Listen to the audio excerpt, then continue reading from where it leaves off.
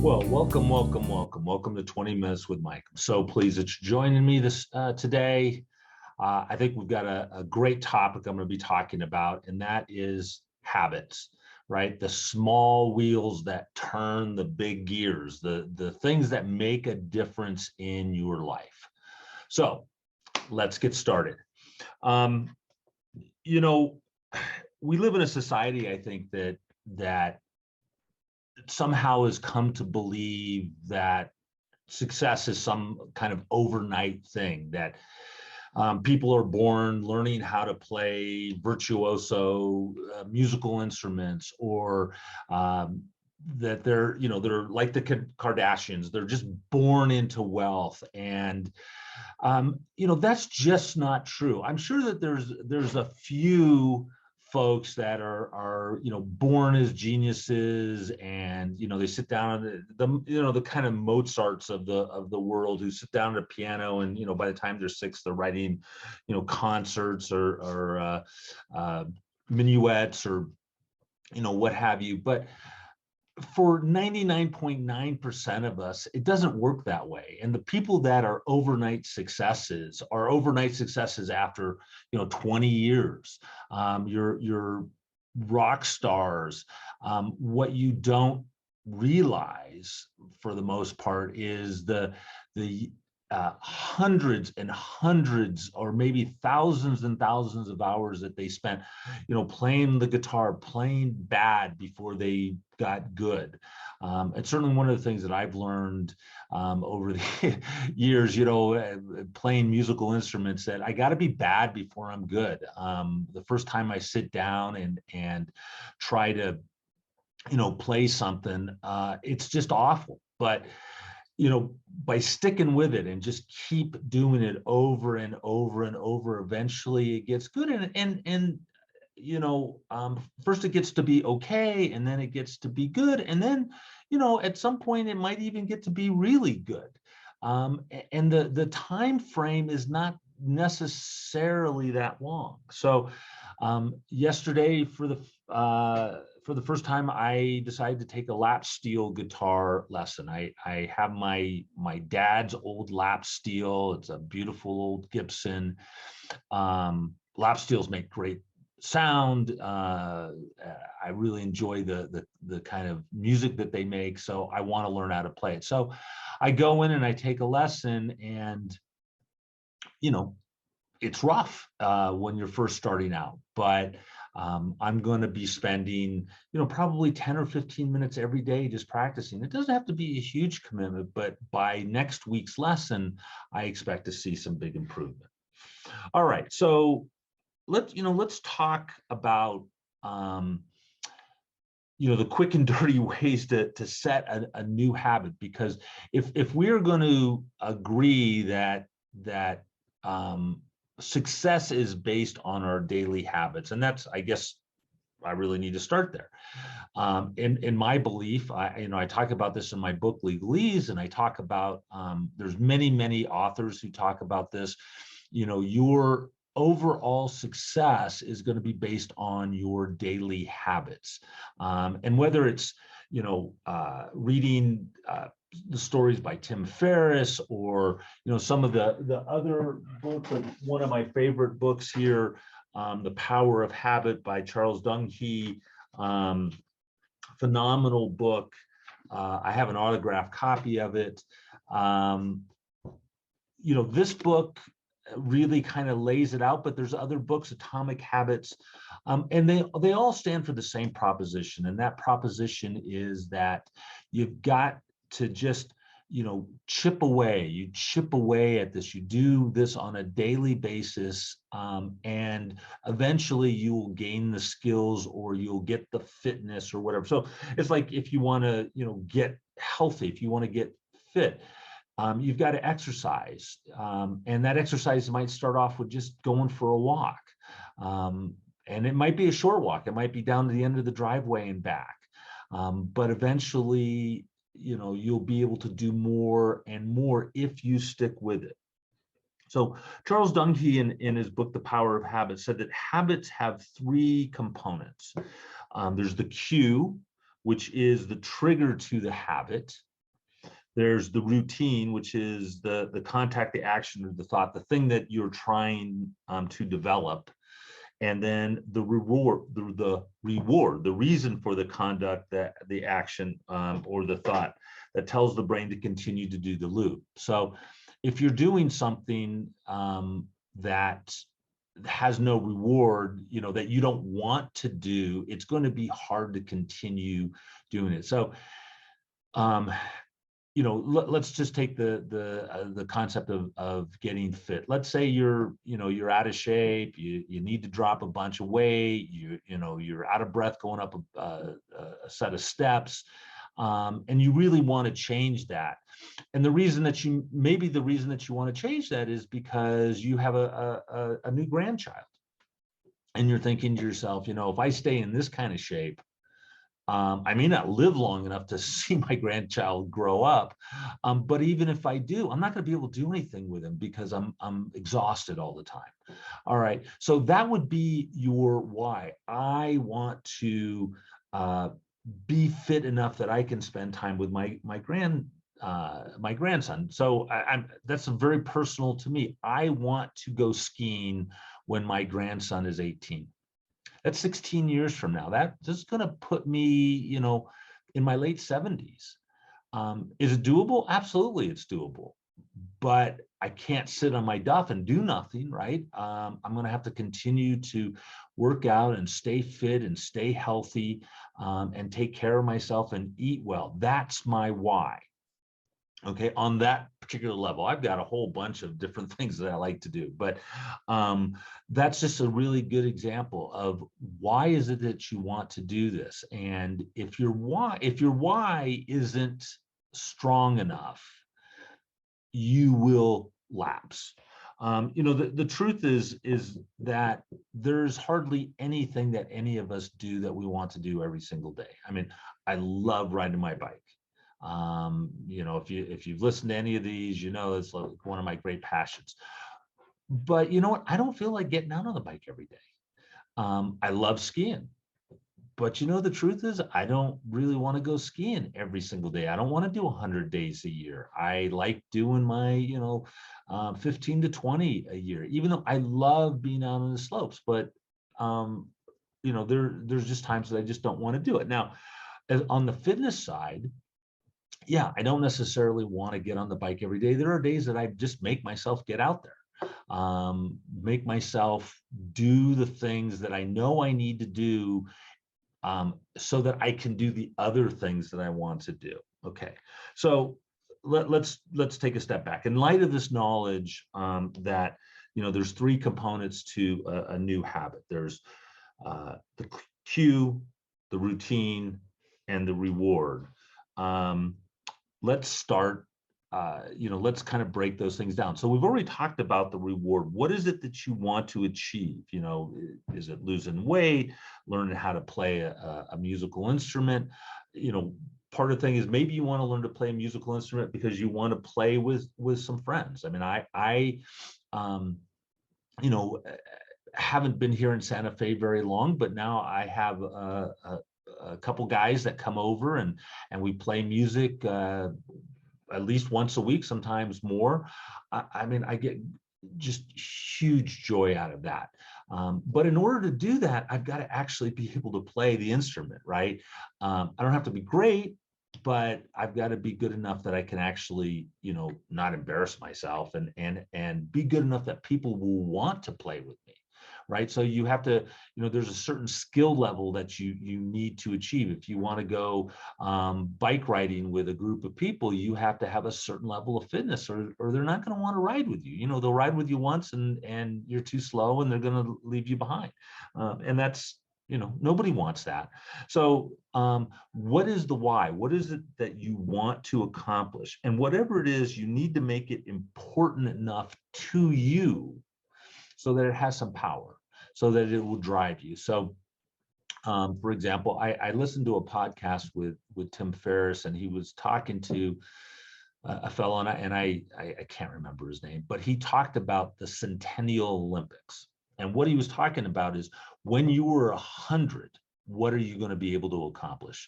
Will you be able to pick your grandkids up? Will you be able to walk up a flight of stairs? Will you be able to go out skiing? Will you be able to, participate in activities? And, 100 is pretty ambitious. I hope to make it to 100, but, I got a ways to go to there. But here's the point is that you can't wait till you're 99 to go get into shape, right? You got to start now. You got to start going, what is it that I'm going to need to do now so that I'll have that level of fitness so that I can lift my kids up? I mean, my grandson, he's a little tank, man. He's a solid little kid. Lifting him up, am I going to be able to do it in 5 years when he's 7? Holy smokes, he's going to be big. I bet he's going to be over 6 feet tall. Am I going to be able to lift him up and hug him and hold him and carry him and help him when I am 67 years old? Absolutely, I expect to, but the truth is I can't not do something. I can't, sit on my duff and watch Netflix all day, right? So this has got to be the habit. Okay. So when you have that reward firmly in mind, determine what activities that you need to do. One of the things that I've noticed recently, much to my chagrin, is that my upper body strength has diminished. I'm riding my bike quite a bit, and I feel like the lungs are in pretty good shape, the legs are in pretty good shape, but I'm feeling a little bit like a T-Rex, right? I tried to do a couple push-ups the other day, and I was like, oh my goodness, that was a whole lot more difficult than it should have been. So I've got to focus on some upper body strength. I don't need to be Arnold Schwarzenegger. I don't need to be able to bench press 200 pounds, but I do need to be, able to do some lifting and some carrying. The other day, I'm hooked in with a group called the Santa Fe Fat Tire Society, and they do, aside from mountain bike riding, they do a lot of trail building. And last Saturday I went out and was doing some trail building, trying to give back to the community and building some trails and, using that hoe, whatever. That was a lot of work. It was exhausting.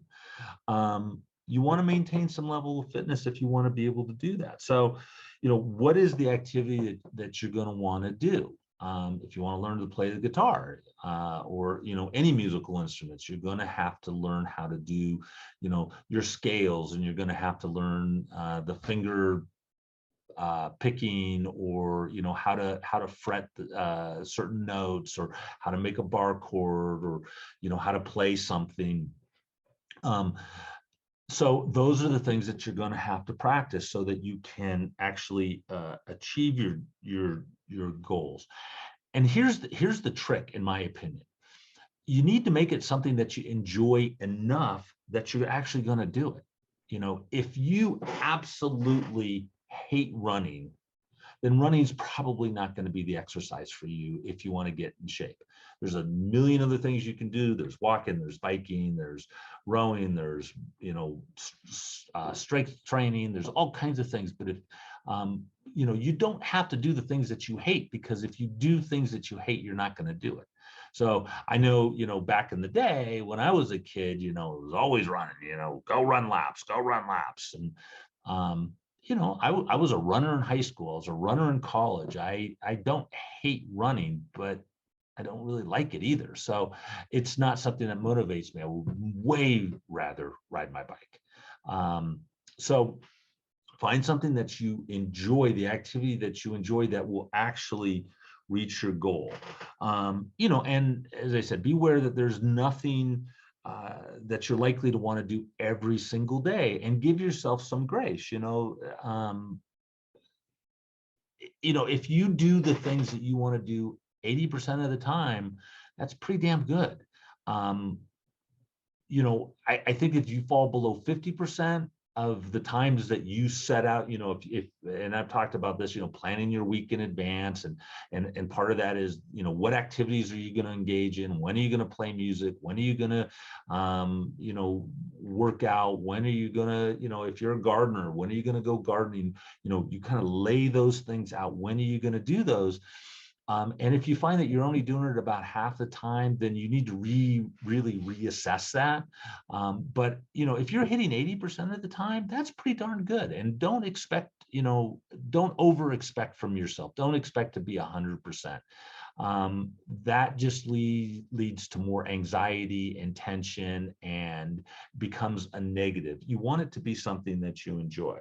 Okay, so once you've got your reward and your routine, then you need to figure out what is the cue that will trigger that conduct. And, the days of the week. So for me, meditating, I think I'm on day 200 and almost 250 days in a row. What's my cue to do that? Well, it's the first thing I do when I wake up. I wake up and I have a specific spot and I have a specific pillow that I sit on, and I just really enjoy that. I sit down and I do my 10 to 20 minutes worth of meditating. And I've been very, very good about it because it's something I really look forward to first thing in the morning. Even on the days that I'm super busy, I can get up 15 minutes early and sit down and do my meditation. But what is your cue? What is the thing that will trigger that? So that's why I think morning routines work really well. Is that's your cue. It's the morning. It's before everything else starts to happen. It's before the phone starts ringing. It's before you got to go to work. Can you squeeze in or give yourself the grace to have the time to do the things that you need to do or that you want to do? And then just be realistic about it. So my morning routine, my cue is getting up. What do? I meditate. I write in my journal. I write in my gratitude journal, which is another topic, but is such a critical way to start your day. If you write down the 5 to 10 things that you're grateful for, your good health, your home. Sometimes it's, hey, I'm grateful for running water. I'm grateful for a cup of coffee. Whatever it is. Boy, talk about really starting your day the right way. As opposed to going on to email and listening to the news and all the negative stuff that's going on. But look at your life and go, hey, what are the things that I am grateful for? Man, that is a great way to start the day. It's also a great way to end the day, but for me, starting the day. So the cue: meditate, do my gratitude journal, write in my journal, what are my intentions for the day? What are the things that I want to get accomplished for the day? The 1 to 3 things that would make this day successful if I got those things done. And most of those are already laid out from, my Friday setting the things up before. These are all habits. These are all those little tiny habits that make a huge difference. So that when I start my day, really start my day. So, it's 9:10 right now. One of the things that was on my list to do today was this show. And I wanted to get this done first thing in the morning so that I one was fresh, had things in mind and really got things going. And it's a great way to start the day. And it's one of the things that was on my intention list. So I can check it off and go, hey, no matter what else happens today, this was probably a pretty successful day because I got to at least share this information. So remember, and again, I think working backwards, what is your reward? What's the routine that you want to do? And then what is the cue that you want to do? So let's say, for example, you want to drink more water. Let's just make it really simple. Well, if you brush your teeth every day, put a glass of water next to that cup. If you want to read, put the book that you're reading next to your bed or next to. Great place to read is on the toilet.